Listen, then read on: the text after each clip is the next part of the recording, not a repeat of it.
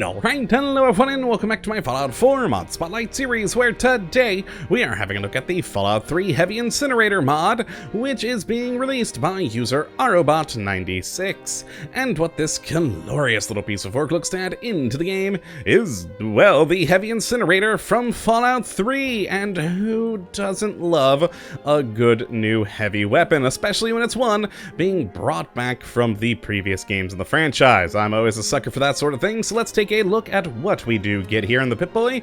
And the standard form of the Heavy Incinerator here is a pretty beautifully made thing. Very nice modeling and texturing done on this, and it will do a pretty decent amount of damage at a base level of 172 physical with 3 energy damage, using the standard flamer fuel cells with a firing rate of 20, range of 47, accuracy of 53, and a weight of 21.9. All in all, a pretty serviceable heavy weapon.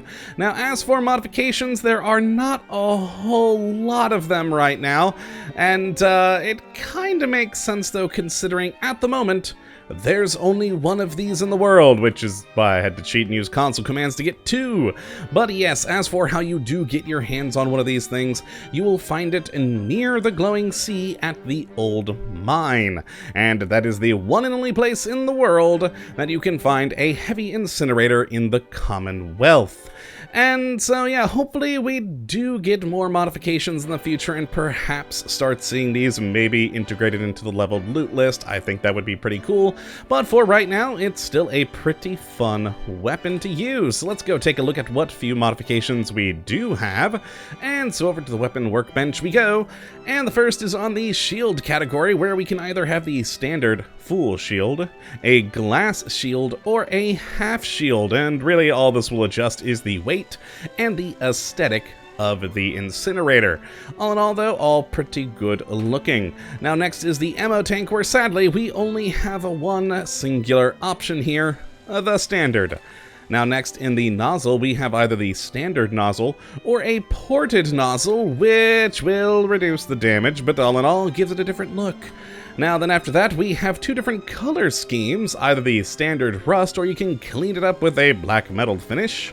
And finally, we have the pressure tank, where we can either have the standard pressure tank or a high pressure tank, which will increase the damage pretty darn nicely. And those are all the mods as we have right now for the Heavy Incinerator. Like I said, hopefully we'll get more in the future. Who knows though? Didn't see anything on the mod page about more coming, but hopefully they do. Now, let's go and actually take a look at this thing in practice. And one of the kind of oddities to this thing is, well, it doesn't quite function like the incinerator, of course, here in Fallout 4. It kind of basically functions as a Molotov grenade launcher. In fact, if we fire, you'll notice it even has the grenade symbol that goes out in front of us. So yeah, basically we're firing little, Molotov cocktail grenades, which I'm perfectly okay with. I think that's fun. And you got a pretty decent firing rate to it. Not extraordinarily quick, but you can do some pretty good damage with these things. And of course, light everything in the world on fire, and who doesn't love that? Now, as for the reload, there we are. Pressure tank out, new one in, and beautiful. We're good to go with 150 more shots of fiery death for our enemies.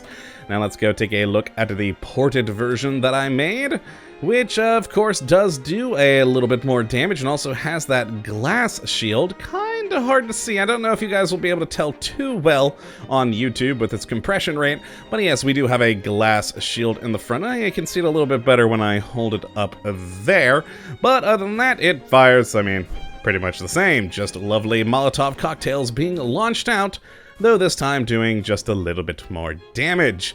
So let's go and take a look at how these do function against our typical test subjects over here of Randy and Will. Been a long time since we've actually tested anything against them. I think I'll use... I'll use the standard one on Will. We're gonna have to probably actually go across the water here to get him good. There we go. Oh, and 2 shots took him down, and I got a little bit singed on the second shot. There we go, so let's go to the ported glass shielded, and head up towards Randy the Radstag, and let's actually see if we can get him with a good VAT shot here. Oh my god, 8%. I'm giving it a try. All of the shots! Oh, we missed the first, but we got it with the second, and that direct hit got him good. Beautiful. Beautiful. But yes, that is the Heavy Incinerator mod. Of course, bringing back the Heavy Incinerator from Fallout 3, and I think it is a fun little addition into the game. I always wonder why, devs decide to take out weapons previously seen in the franchise instead of giving them some sort of new life, but that's why we have the glorious modding community to help us out with these sorts of things and bring back beautiful weapons like this.